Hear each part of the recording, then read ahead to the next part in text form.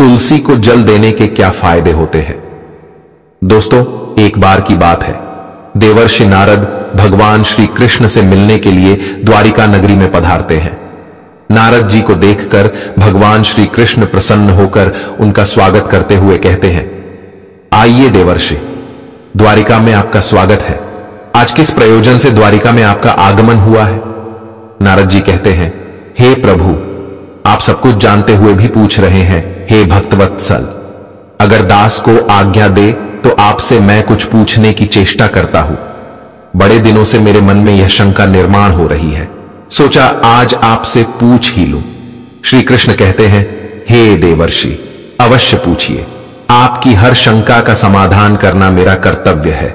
मैं जानता हूं कि आप अवश्य ही समस्त मनुष्यों के हित की बात ही पूछेंगे, इसीलिए आप निसंकोच होकर पूछिए। आपके मन में जो भी शंका हो उसका निवारण मैं अवश्य करूंगा।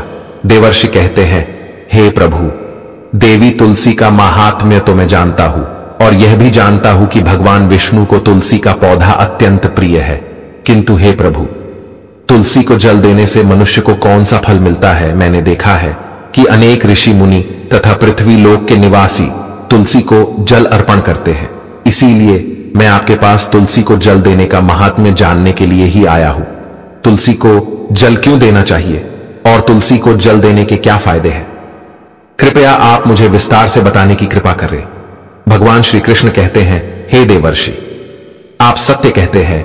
वनस्पतियों में मुझे तुलसी सबसे अधिक प्रिय है। तुलसी साक्षात लक्ष्मी का ही रूप है।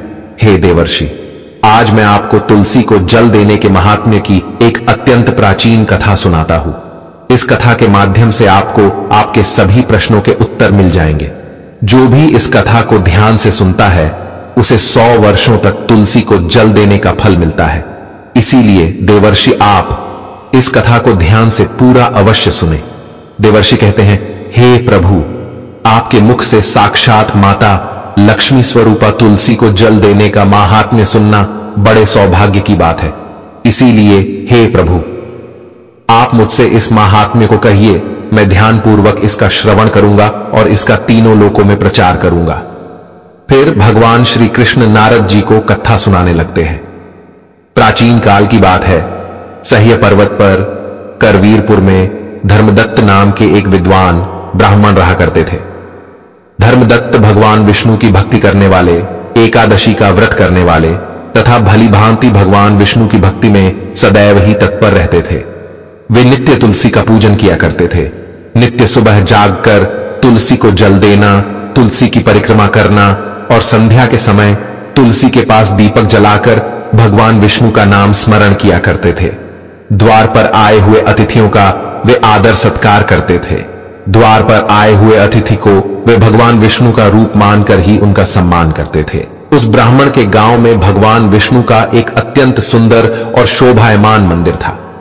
एक दिन वह ब्राह्मण सुबह जल्दी जागकर स्नान आदि कार्य संपन्न करके भगवान विष्णु के मंदिर की ओर निकल जाता है। उसके पास भगवान के पूजन की समस्त सामग्री होती है और साथ में तुलसी जल भी होता है। मंदिर को जाने के लिए जंगल के मार्ग से वह निकल पड़ता है। कुछ देर तक चलने के बाद उसे एक राक्षसी दिखाई पड़ती है जो उसी की तरफ आ रही होती है। उस राक्षसी की आवाज बहुत भयंकर होती है, जिसे सुनकर कोई भी भय से थर थर कांपने लग जाए। राक्षसी के दांत लंबे और टेढ़े मेढ़े होते हैं। उसकी लपलपाती जीभ, ढसी हुई लाल रंग की आंखें, नग्न शरीर और बड़े बड़े ओंठ, सिर पर बड़े बड़े सिंग होते हैं, जिसे देखकर कोई भी साधारण मनुष्य भयभीत हो जाए। वह भयंकर राक्षसी ब्राह्मण को देखकर उसे खाने के लिए उसकी तरफ आने लगती है। राक्षसी सोचने लगती है, आज तो बहुत ताजा ताजा मांस खाने को मिलेगा। आज मेरा शिकार मेरी तरफ ही आ रहा है। उस राक्षसी को देखकर वह ब्राह्मण भयभीत हो जाता है और भगवान से रक्षा की प्रार्थना करने लगता है। वह ब्राह्मण उस राक्षसी से बचने के लिए झाड़ियों के पीछे छिप जाता है, लेकिन वह राक्षसी उसके नजदीक आ जाती है और कहने लगती है, हे मनुष्य, तू मुझसे बच नहीं सकता, तेरी मृत्यु तय है। आज ईश्वर ने तुझे मेरा ग्रास नियुक्त किया है, इसीलिए तू बचने का व्यर्थ ही प्रयास कर रहा है। इस जंगल में मुझसे कोई नहीं बच सकता। जो भी प्राणी मेरे पास आता है वह मेरा भोजन अवश्य बन जाता है। मुझे पता है तू झाड़ियों के पीछे छिपा हुआ है, तेरी आकृति मुझे साफ साफ दिखाई पड़ रही है, इसीलिए तू जल्दी मेरे सामने आ जा। राक्षसी की ऐसी बातें सुनकर ब्राह्मण के पसीने छूटने लगते हैं। वह भय से थर्रा उठता है, उसका अंग अंग कांपने लगता है। फिर वह ब्राह्मण भगवान विष्णु का स्मरण करते हुए सोचने लगता है, मैं भगवान विष्णु का परम भक्त हूं, नित्य उनकी पूजा करता हूं, मुझे राक्षसों से कैसा भय। अगर भगवान की यही इच्छा है तो मैं उस राक्षसी के सामने खड़ा हो जाता हूं। फिर वह ब्राह्मण साहस करते हुए बाहर आ जाता है और साहस करते हुए वह पात्र में रखा हुआ तुलसी दल मिश्रित जल उस राक्षसी के ऊपर फेंक देता है। तुलसी दल मिश्रित जल राक्षसी पर पड़ते ही राक्षसी का अंग अंग जलने लगा और उसके सभी पातक नष्ट हो गए। उस जल के प्रभाव से उस राक्षसी का उग्र स्वभाव अचानक से शांत हो गया और फिर उसे अचानक से उसके पिछले जन्मों का स्मरण होने लगा। उसने पिछले जन्म में जो जो पाप कर्म किए थे वह सब उसे याद आने लगे और उसे नरक में कौन कौन सी सजाएं भुगतनी पड़ी थी, सब कुछ अचानक से उसे याद आ गया। फिर वह राक्षसी उस ब्राह्मण की ओर देखकर कहने लगी, हे ब्राह्मण देवता, आप कौन हैं? आपने मुझ पर यह कौन सा जल डाल दिया है जिससे मेरा अंतकरण शुद्ध हो गया है, मेरी तामसिक प्रवृत्ति नष्ट हो गई है। मैं तो यहां पर आपको भोजन समझकर खाने के लिए आई थी, किंतु अब मेरी भूख भी शांत हो चुकी है और मुझे अपने पूर्व जन्म के कर्म याद आने लगे हैं। किस कारण से मुझे राक्षसी का शरीर प्राप्त हुआ? पूर्व जन्म के पाप के कारण ही मैं इस दशा को पहुंच गई हूं, इसीलिए हे ब्राह्मण देवता, मुझे क्षमा करके बताने का कष्ट करे। ब्राह्मण कहता है, हे राक्षसी, मैं भगवान विष्णु का भक्त धर्मदत्त हूं और मैंने तुम पर तुलसी दल मिश्रित जल डाल दिया है जिससे तुम्हारे दुष्ट स्वभाव का नाश हुआ है। हे राक्षसी, तुम मुझे बताओ, तुम कौन हो? तुम कहां से आई हो? इस वन में राक्षसी बनकर क्यों भटक रही हो? किस पाप के कारण तुम्हारी ऐसी दुर्दशा हुई है? मुझे सारी बातें विस्तार से बताओ। यदि तुम्हारी मुक्ति का कोई उपाय हो तो मैं अवश्य करूंगा। फिर वह राक्षसी कहने लगी, हे ब्राह्मण देवता, मैं आपको मेरे पूर्व जन्म का वृतांत सुनाती हूं। पूर्व जन्म में सौराष्ट्र नाम के नगर में भिक्षु नाम के एक ब्राह्मण रहा करते थे, जो अत्यंत गुणवान, पुण्यवान तथा धर्म का पालन करने वाले थे। मैं उन्हीं की पत्नी थी और मेरा नाम कलहा था। उस जन्म में मैं बड़े भयंकर स्वभाव की स्त्री थी। मैंने वचन से अपने पति का कभी भला नहीं किया, कभी उन्हें भोजन नहीं परोसा। मैं अकेले ही मिष्टान्न भोजन करती थी और पति को बासी अन्न खिलाती थी। मैंने हमेशा अपने पति की आज्ञा का उल्लंघन किया, कभी उनकी कोई बात नहीं मानी, हमेशा अपनी ही मनमानी करती थी। कलह करना मुझे विशेष प्रिय था। मैं सदैव ही अपने पति के साथ कलह करती थी। मैंने अपने पति के माता पिता की कभी सेवा नहीं की, उनके साथ सदैव ही दुर्व्यवहार किया। मेरे पति मुझसे सदा दुखी रहते थे। मेरे आचरण से उन्हें बहुत कष्ट होता था। मेरे दुष्ट आचरण से दुखी होकर मेरे पति ने दूसरी स्त्री से विवाह करने का विचार किया। तब मैंने क्रोध में आकर विष खाकर अपने प्राण त्याग दिए। फिर यमराज के 2 दूत मुझे लेने के लिए आ गए और मुझे पाश में बांधकर पीटते हुए यमलोक लेकर गए। यमदूतों ने मुझे यमराज के सामने खड़ा कर दिया। यमराज का विकराल रूप देखकर मुझे बड़ा भय लगने लगा। मुझे देखकर यमराज ने चित्रगुप्त से कहा, हे चित्रगुप्त, देखो तो सही, इस स्त्री ने अपने जीवन में कौन से कर्म किए हैं? इसने कोई शुभ कर्म किए हैं या नहीं? इसके पाप अधिक है या पुण्य? तब चित्रगुप्त ने मेरे कर्मों का लेखा जोखा देखते हुए कहा, हे धर्मराज, इसने तो अपने जीवन में कोई भी पुण्य का काम नहीं किया है। यह स्वयं मिष्टान्न भोजन करती थी और पति को बासी भोजन खिलाती थी, इसीलिए इसे चमगादड़ के जन्म में डाल देना उचित होगा, जहां पर यह विष्ठा खाती हुई जीवन व्यतीत करे। इसने सदैव ही अपने पति से द्वेष किया है तथा इसकी प्रवृत्ति सदा ही कलह करने वाली थी, इसीलिए इसे सुअर्णी के जन्म में डाल दिया जाए, जहां पर यह विष्ठा का भोजन करती हुई समय व्यतीत करे। हे धर्मराज, इस पापी स्त्री ने जिस बर्तन में भोजन बनाया उसी बर्तन में हमेशा भोजन किया है।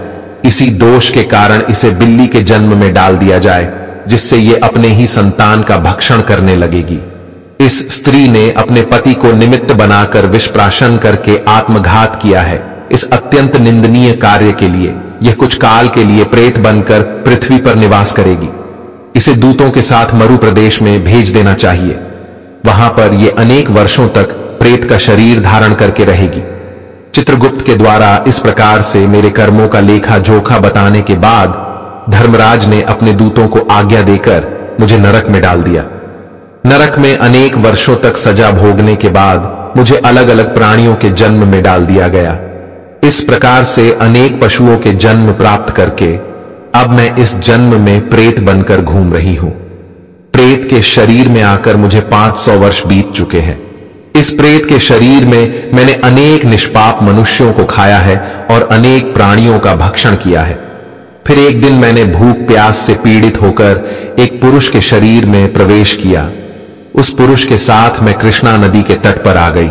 वहां पर भगवान विष्णु के पार्षदों ने मुझे उस पुरुष के शरीर से निकालकर बलपूर्वक वहां से भगा दिया।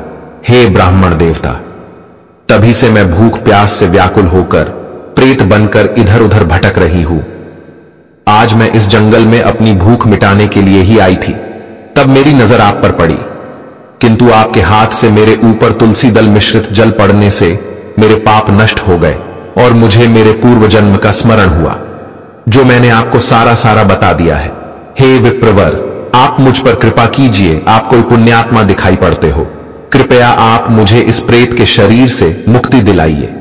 फिर वह धर्मदत्त ब्राह्मण कहता है, हे राक्षसी, तीर्थ स्नान, दान तथा व्रत आदि कार्यों से मनुष्यों के पाप नष्ट हो जाते हैं, किंतु इस समय पर तुम प्रेत के शरीर में हो, इसीलिए ये कार्य तुम नहीं कर पाओगी। तुम्हारी ऐसी दुर्गति देखकर मुझे बड़ा दुख हो रहा है। तुम्हारा दुख देखकर तुम्हारा उद्धार किए बिना मेरे मन को शांति नहीं मिलेगी। मैं भगवान विष्णु का भक्त हूं और मैं नित्य तुलसी को जल देता हूं, तुलसी को प्रणाम करता हूं। शास्त्र कहते हैं कि जो तुलसी को जल देता है उसके समस्त पाप नष्ट हो जाते हैं। इसीलिए मैं तुम्हें मेरा तुलसी को जल देने का पुण्य प्रदान करता हूं। यह पुण्य लेकर तुम उत्तम गति को प्राप्त हो जाओ, ऐसी मैं भगवान विष्णु के श्री चरणों में प्रार्थना करता हूं। इतना कहकर धर्मदत्त ने भगवान विष्णु का स्मरण करते हुए तुलसी मिश्रित जल उस राक्षसी के शरीर पर डाल दिया और कहा, हे प्रभु, मैंने सच्चे हृदय से तुलसी को जो जल चढ़ाया है उसका पुण्य इस राक्षसी को देता हूं, कृपया इसको मुक्ति प्रदान कीजिए। जैसे ही वह तुलसी मिश्रित जल उस राक्षसी के शरीर पर पड़ा, उसका राक्षसी शरीर भस्म हो गया और उसके शरीर से एक दिव्य रूप धारण की हुई स्त्री निकली। वह साक्षात देवी के समान तेजस्विनी दिखाई देने लगी। उसका रूप देखकर ऐसा जान पड़ रहा था कि वह स्वर्ग लोक की कोई अप्सरा हो। तब उस स्त्री ने धर्मदत्त को प्रणाम किया और कहने लगी, हे द्विज श्रेष्ठ, आपकी कृपा से मुझे इस पापी शरीर से मुक्ति मिली है। मैं पाप के समुद्र में डूब रही थी, आप मेरे लिए नौका बनकर आए हैं। फिर आकाश से एक दिव्य विमान जमीन पर उतर आया।